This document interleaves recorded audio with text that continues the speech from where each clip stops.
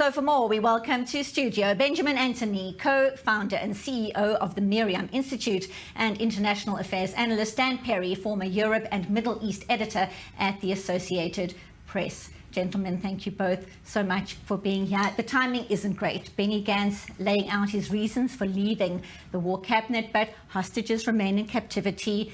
We know fighting is ongoing in Rafah as we speak. Hezbollah is still active across the northern front. Your thoughts, Dan? The timing indeed is bizarre, in particular because of the sense that there is at least a chance that the proposal presented by President Biden, which was presented as an Israeli proposal, might be accepted by Hamas. So obviously the signals are not that great that Hamas will accept it, but we haven't yet heard a no. And unless Gantz knows more than what any of us do, and he knows that Hamas will say no, it will look a little bit bizarre and will not be helpful if Hamas ends up agreeing to the deal, but after the makeup of the government has changed in 3 or 4 days, when the government is a different one that probably cannot any longer implement it because the far right will have much more profound control over that government. Now, I don't know what he does then, supports it from the outside, or goes back in. If I were Gantz, I would have stayed another week or 2 or 3 to let this play out. But in the grander scheme of things, yeah, I mean, Gantz felt like he was looking like a chump because he gave Netanyahu all this legitimacy, gave the government a moderate sheen and sort of a voice that the Americans can talk to, not just Gallant, who remains, but Eisenkot and Gantz especially. While having no real say in what goes on. And in particular, and he mentioned both in his speech, 2 real points of contention stand out with the government. One, Gantz would have given the grand Biden design a yes, but. Palestinian Authority moves into Gaza after Hamas, yes, but revised, improved, revamped, and certainly, yes, without even a but, to a regional umbrella, including Saudi Arabia and Western forces against Iran. This is a wonderful prize for Israel and very good for the region, very good for what Netanyahu says are his own goals. That the government is demurring and basically blocking this, I don't know, I've rarely seen such an outrage, frankly.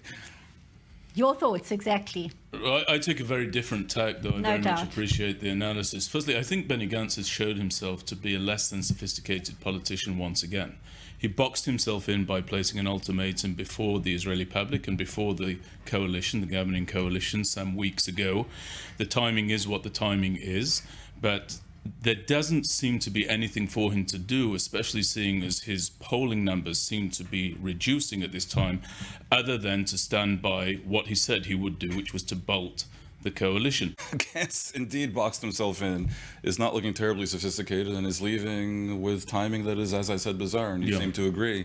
The Palestinian Authority issue is highly complex and contentious, and at the end of the day, the argument isn't that they're the best option, but the least bad option.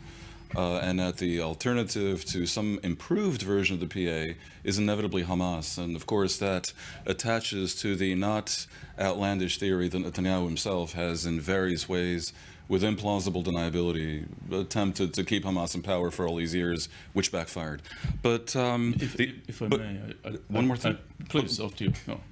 I politely disagree. I think that we can eliminate Hamas as a governing entity inside the Gaza Strip. I think that's what we're in the business. But what would come after? Doing. I think that we first need to achieve that goal and then think very deliberately, rather than reverting back to flawed plans that have already brought about disaster. I think we need to think outside the box, consider other options, think about international forces that may or may not be there. That's all in the immediate term, I think it's the IDF that's administering that. The two need not conflict.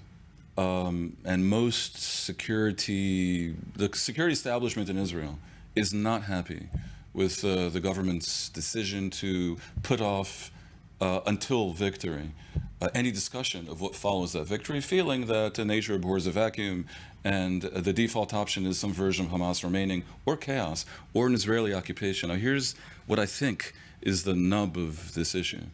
Netanyahu has been putting off this debate, displeasing Gantz, sophisticated or unsophisticated, whichever he may be, but displeasing Gantz and Eisenkot and many others for what appear to be political reasons to not upset the far right. Now, this is not a new theory, and the argument goes that this has not helped the military, because the military, lacking a strategic goal, is unable to proceed, unable to adjust its actions to that strategic goal. But the one thing I wanted to add before has to do with the impending legislation by the coalition to formalize the draft exemptions of Allah Haredim. That was the reason Benny Gantz